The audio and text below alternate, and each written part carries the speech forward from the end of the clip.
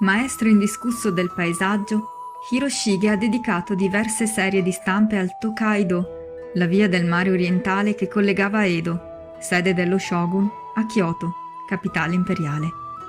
Tra queste vi è il Gojū Santsugimei Shōzue, 53 luoghi celebri, noto anche come Tate-e Tōkaidō, pubblicato da Tsutaya Kichizō nel 1855. La serie illustra le 53 stazioni di posta lungo la via, la stazione di partenza, Nihonbashi a Edo, e quella di arrivo, Sanjōhashi a Kyoto. Nella collezione del Museo d'Arte Orientale le xilografie sono rilegate in un album e recano tutte il sigillo della censura e la data.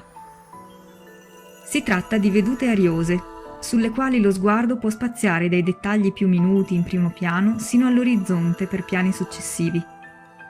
Ogni località ha il suo fascino, le sue peculiarità, ma indiscusso protagonista è sicuramente il Monte Fuji, icona assoluta del paesaggio giapponese, che nell'immagine dedicata a Hara sfonda addirittura la cornice, amplificando il senso di ineluttabile incombenza.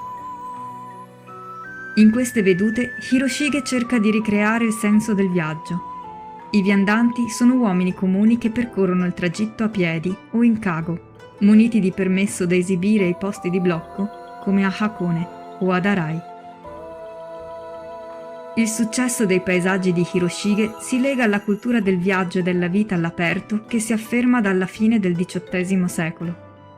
I pellegrinaggi ai templi, le gite alle terme, le passeggiate in tempo di fioritura o in autunno entrano nella vita di un crescente numero di cittadini, così come la frequentazione dei teatri, delle case da tè e dei quartieri di piacere.